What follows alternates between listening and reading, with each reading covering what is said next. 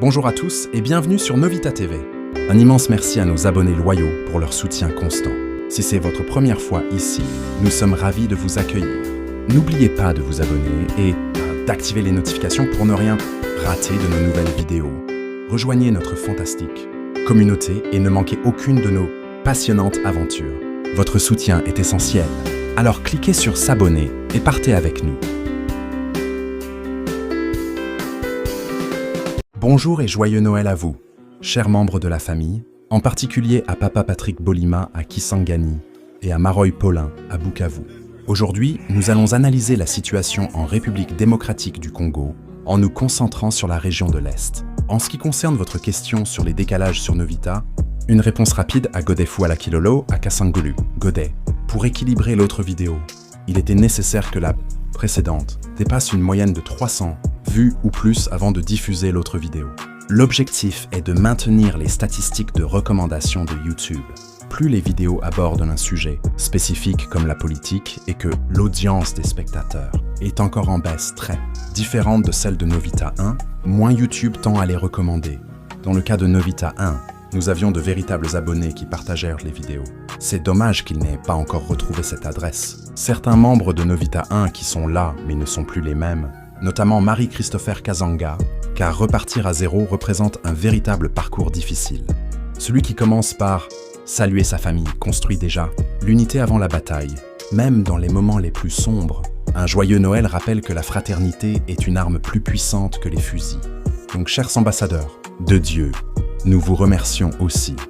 Pasteur James Ilunga à Kolwezi, Pasteur Paulin Ilunga à Kamako, Évangéliste José Moussa à Kinshasa, le pasteur Francisco Makumbi Kembo à Santa Clara, Pasteur Chegombala à Kinshasa, Évangéliste Robert Mongiro à Kinshasa, Pasteur Bernard Mafikan Zolamezo à Chikapa, à l'évêque Isaiah Mukadi Mwangala et au pasteur Emmanuel Tubajiki. Merci et joyeux Noël. Il est de notoriété que les envahisseurs ont commencé à contraindre les habitants des zones sous leur occupation à sortir dans les rues pour manifester afin de proclamer au monde qu'ils bénéficient du soutien populaire. Cependant, derrière cette façade se cachent des vérités indéniables, car le peuple reste témoin des événements. Salomo Sankara Nyundu, celui qui force les applaudissements finit par entendre des huées dans le silence. Les envahisseurs veulent transformer la peur en spectacle, mais le peuple sait que derrière les pancartes imposées, il n'y a que des menaces. Des témoignages abondent, révélant que la population est forcée à manifester par la contrainte pour afficher son soutien. Le défi réside dans le fait que les habitants du Kivu doivent comprendre que ce n'est pas ainsi que l'on lutte pour se libérer des envahisseurs de vos territoires. Il est impératif de demeurer unis, car il est inconcevable de permettre à d'autres de s'imposer. Grégoire Sombolayi, à Kinshasa, celui qui marche sous la contrainte ne fait jamais un vrai pas. Les habitants du Kivu doivent comprendre que la vraie lutte ne se fait pas avec des banderoles imposées, mais avec une unité qui refuse la soumission. Si vous éprouvez un sentiment d'impuissance lorsque vous êtes seulement 2 ou 3 individus, il est crucial d'entreprendre des campagnes de sensibilisation pour inciter la population à s'unir contre ses assaillants. Ce n'est pas en demeurant passif, avec la peur au ventre, que vous parviendrez à vous libérer. Claudio ex Mukwitangola à Luanda. Celui qui tremble seul finit par tomber, mais celui qui tremble ensemble finit par marcher.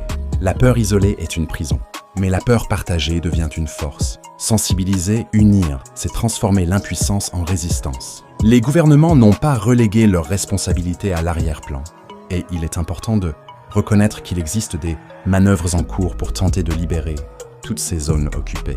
Toutefois, il faut garder à l'esprit que le Congo ne dispose pas d'une armée forte. Lorsqu'il est parvenu au pouvoir, Joseph Kabila a été sommé par Paul Kagame de démanteler l'armée congolaise, ce qu'il a exécuté avec succès. Bonaventure Amesi Mwenga, celui qui détruit son bouclier, ne doit pas s'étonner des flèches. Le Congo paie encore le prix d'une armée démantelée. Les manœuvres existent, mais sans une vraie force militaire. C'est comme jouer aux échecs sans reine. Ainsi, il est essentiel de comprendre que l'on ne peut pas reconstruire une armée totalement infiltrée en l'espace de 3 ou 4 ans. Telle est la réalité. Sosten à Kinshasa, celui qui veut bâtir une maison sur des ruines doit d'abord enlever les débris. Reconstruire une armée infiltrée, ce n'est pas une question de calendrier, mais de nettoyage profond. La réalité est dure, mais incontournable. Dans ce contexte, plus vous vous montrez apathique et acceptant, plus vous vous exposez à être piétiné et humilié.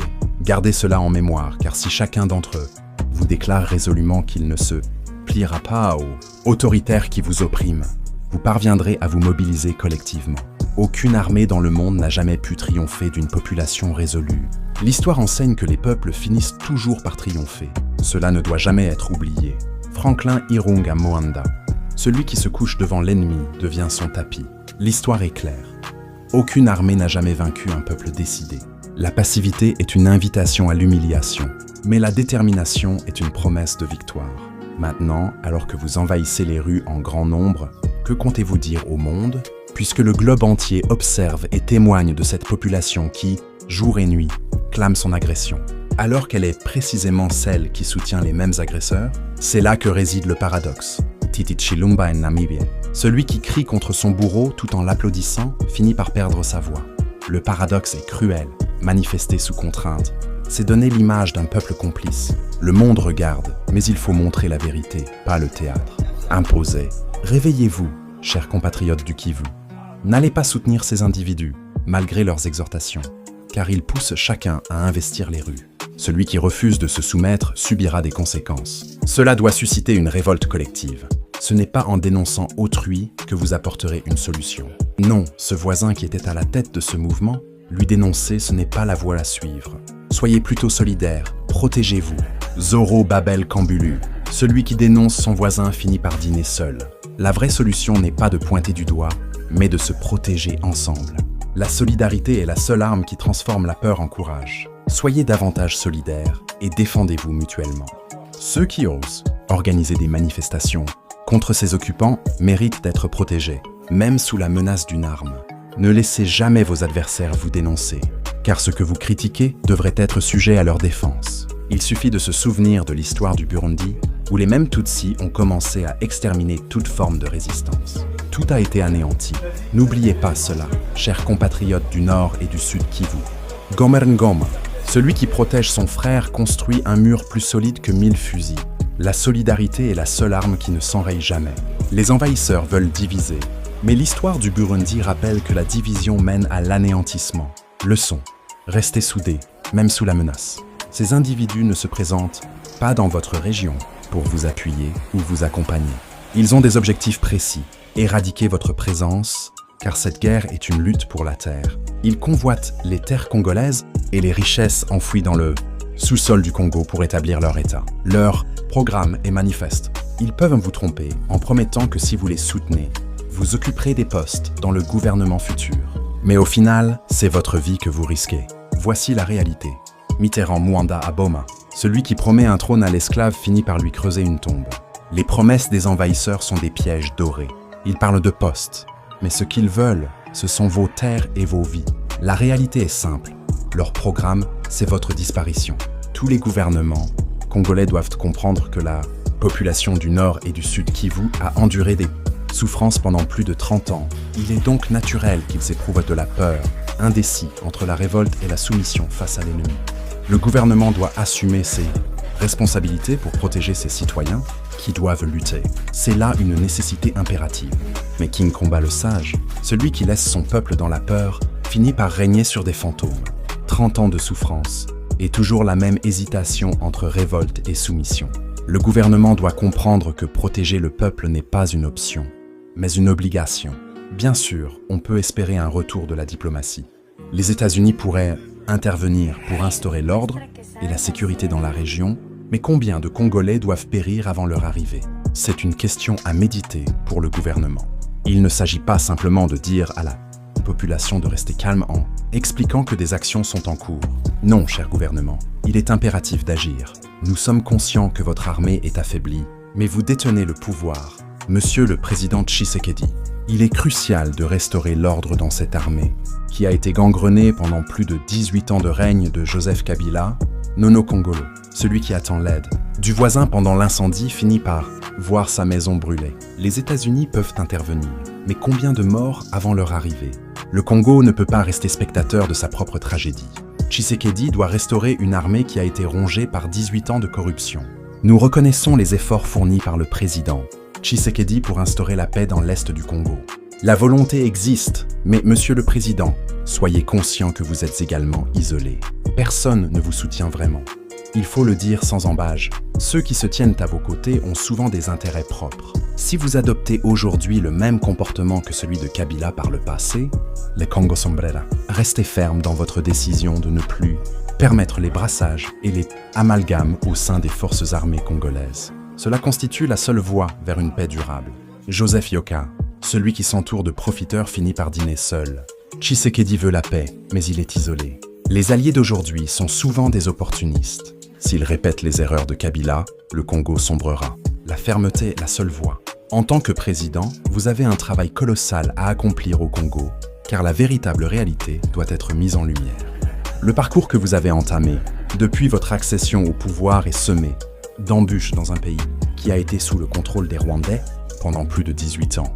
Le Congo n'a pas été dirigé par les Congolais, mais bel et bien par les Rwandais, engendrant la souffrance de nombreux compatriotes. Les combats que vous menez, Monsieur le Président, ne sont pas aisés, donc restez vigilants. Pauline Onauchu à Kisangani, celui qui marche dans les embûches, doit garder ses yeux ouverts et ses pas fermes. Tshisekedi mène un combat colossal dans un pays marqué par 18 ans de domination étrangère. Les embûches sont nombreuses, mais la vigilance est la clé pour transformer ce parcours en victoire. Aujourd'hui, il convient de dire la vérité. Il n'existe pas de Congolais à ce jour capable de maintenir une position similaire à celle du président Tshisekedi en revendiquant un refus de négocier avec les forces extérieures, car le Congo n'a aucune obligation envers le Rwanda. C'est cela qui fédère le soutien de la population derrière vous. Pascal Mwamba, celui qui refuse de plier devient le pilier. Tshisekedi a compris que dire non au Rwanda, c'est dire oui au peuple. Sa fermeté est devenue son drapeau. De nombreux observateurs ont suggéré que le président Tshisekedi se rapproche de la Russie, y compris moi-même, mais il est essentiel de nuancer cette perception. Inviter la Russie en République démocratique du Congo pourrait rétablir un semblant d'ordre et équiper notre armée. Cependant, il ne faut pas perdre de vue que les États-Unis ne permettront jamais que le Congo tombe sous l'influence russe. C'est un fait reconnu de tous. Relie le roi à Brazzaville. Celui qui invite deux géants dans sa maison finit écrasé entre leurs pieds. La Russie peut sembler une solution, mais l'aigle américain ne laissera jamais l'ours s'installer au Congo. Prudence est mère de survie. Toutefois, Donald Trump se distingue nettement des précédents présidents démocrates qui ont alimenté les conflits à l'est du Congo et pourraient réellement apporter aide et soutien. Il est donc impératif de prendre des décisions réfléchies, telles que celle d'espérer une assistance russe. Pensez-vous vraiment que cela constitue la réponse? Soyez conscient qu'un grand risque de division plane sur le Congo, car les États-Unis pourraient décider d'armer le Rwanda, l'Ouganda et d'autres pays voisins, exacerbant ainsi la situation. Nicolas Mazamuna, celui qui joue aux échecs. Avec les grandes puissances doit prévoir que les pions saignent. Trump peut aider, mais si le Congo se trompe de stratégie, Washington pourrait transformer Kigali et Kampala en armurerie. Et là, le jeu devient sanglant. Cela a été le cas en Corée, où une division s'est matérialisée, à la suite de la confrontation entre communistes, russes et capitalistes américains, aboutissant à la séparation de la Corée du Nord et de la Corée du Sud. Un schéma similaire a été observé au Soudan, qui est désormais fragmenté, tout comme l'Allemagne après la Seconde Guerre mondiale. Les Alliés, comprenant la Russie et les États-Unis, se sont réunis pour combattre Hitler, ce qui a conduit à la division de l'Allemagne. Ce n'est qu'après la chute du mur de Berlin que l'Allemagne a pu se réunifier. Boniface Ndemira John, celui qui joue avec les frontières, finit par dessiner des cicatrices. L'histoire est claire, Corée, Soudan, Allemagne. Les divisions naissent toujours des rivalités des grandes puissances. Le Congo doit éviter de devenir un nouveau chapitre de ce manuel tragique. Il est donc crucial d'aborder cette question avec une extrême prudence. Accordons du temps au président Tshisekedi. Nous savons que la tâche est ardue, mais il a franchi des étapes significatives, car aujourd'hui, Paul Kagame ne jouit plus de l'impunité d'antan. Sa véritable nature est désormais révélée au monde. Beaucoup ont été dupés en le considérant comme un homme de principe, alors qu'en réalité, il incarne le mal. La bibliothèque Marie-Christopher Kazanga, celui qui portait un masque finit toujours démasqué. Kagame n'est plus le gentleman que certains imaginaient. Le monde a vu derrière le masque, et ce qu'il incarne n'est pas la paix, mais la prédation. Malgré l'insuffisance des forces armées congolaises, le président Tshisekedi maîtrise bien l'art de la diplomatie. Nous avons constaté les réticences des Européens à soutenir Kagame comme il le faisait. Par le passé, les circonstances évoluent. Jean Florente Alelomela, celui qui parle bien, peut parfois remplacer 1000 canons. Tshisekedi compense la faiblesse militaire par une diplomatie habile. Et ça marche, l'Europe commence à lâcher Kagame. Cependant, il est crucial que les Congolais, en tant que nation, prennent conscience que la paix au Congo est leur responsabilité. Même les principaux acteurs doivent s'impliquer pour résoudre les crises. Les intervenants extérieurs, qu'ils proviennent des États-Unis, de la Russie ou d'autres pays, ne sont que des invités temporaires. Ils ne viendront pas apporter une paix éternelle aux Congolais. Il est impératif que les Congolais développent une conscience aiguë de ce qu'implique la trahison envers leur patrie. Cela doit prendre fin immédiatement. Celui qui attend la paix des étrangers finit par dormir dans une maison louée. Les Américains, les Russes, les Européens, tous ne sont que des visiteurs. La paix durable ne viendra que des Congolais eux-mêmes. La trahison doit cesser, car on ne construit pas une nation avec des loyautés vendues. Il existe des Congolais prêts à trahir leur pays pour satisfaire leurs ambitions personnelles. Pourquoi ? Parce qu'au Congo, il est largement reconnu que la richesse passe par l'engagement politique. C'est le cœur du problème. Certains sont prêts à éliminer leurs propres compatriotes pour accéder à des postes ministériels. Les personnes qui fomentent des rébellions sont souvent soutenues par les Rwandais, auteurs de nombreux préjudices envers les Congolais. Pourtant, la majorité des Congolais semblent indifférents. Ce sont eux qui iront solliciter des armes chez Kagame, tout en lui permettant de piller les ressources minières du Congo pour son propre bénéfice. Paul Kagame et ses alliés se contentent de maintenir leur pouvoir, s'établissant dans les institutions et détournant les fonds publics. C'est une situation insoutenable. Celui qui vend son pays pour un poste finit par s'asseoir sur une chaise bancale. Les traîtres croient que la politique est une mine d'or, mais en réalité, ils creusent leur propre tombe en offrant les clés du Congo à Kagame. Jamais Paul Kagame n'aurait pu atteindre sa puissance sans la complicité des Congolais. Nous avons observé cela au Burundi. Pensez-vous que les Burundais soient plus forts que les Congolais d'un point de vue militaire? Non, ce que je veux mettre en exergue, c'est l'idée de loyauté. Aucun Burundaïs ne serait prêt à solliciter des armes pour éliminer les bourreaux de leurs propres frères. Cela ne se pratique pas. Au contraire, au Congo, les militaires, censés protéger la population, constituent souvent la première ligne d'attaque contre la société qu'ils sont censés défendre. Le Congo est confronté à un problème grave à résoudre. Celui qui trahit son frère finit par combattre son propre reflet. Kagame n'a jamais été fort seul. Il a été porté par des Congolais complices. La différence avec le Burundi, c'est la loyauté. Là-bas, on protège son frère. Ici, trop souvent, on le livre. C'est pourquoi il est impératif de mettre en œuvre les lois votées pour commencer à punir les traîtres. Ceux qui se trouvent derrière les barreaux savent qu'ils pourraient ne pas rester là longtemps. Leur tour viendra et ceux qui prendront leur place les libéreront. Celui qui entre en prison par trahison en sort souvent par corruption. Les traîtres savent que les barreaux ne sont que des décorations temporaires. Ils attendent patiemment que leurs amis viennent ouvrir la porte. Comme si la justice était un hôtel avec check-out flexible. D'autre part, ceux qui ne sont pas encore appréhendés sont conscients qu'ils peuvent trahir sans conséquence. Cette dynamique ne fera qu'amplifier l'instabilité, car après chaque dialogue, les traîtres sont relâchés. Les individus ayant trahi leur pays retrouvent la liberté. C'est la réalité, et si ce schéma perdure, le Congo continuera d'être marqué par des personnages comme Nanga dans son histoire. Celui qui relâche les traîtres finit par écrire l'histoire avec des ratures. Tant que les traîtres sortent libres après chaque dialogue, l'instabilité devient une tradition. Le Congo se retrouve avec des figures comme Nanga, qui incarnent la répétition des mêmes erreurs. Merci infiniment d'avoir regardé cette vidéo jusqu'au bout. Nous espérons que vous avez trouvé notre contenu aussi passionnant qu'enrichissant. Votre engagement signifie énormément pour nous. Alors, si cette vidéo vous a plu, n'oubliez pas de la liker, de la partager avec vos amis et de laisser un commentaire ci-dessous. Un grand merci à nos fidèles abonnés pour votre soutien continu. Vous êtes la force qui nous pousse à continuer de créer et de partager. Et si vous êtes nouveau ici, bienvenue dans notre communauté. Nous serions ravis de vous compter parmi nous. Alors n'oubliez pas de vous abonner et de cliquer sur la cloche pour ne manquer aucune de nos futures vidéos. Rejoignez la communauté Novita TV et ensemble, continuons à explorer, apprendre et grandir.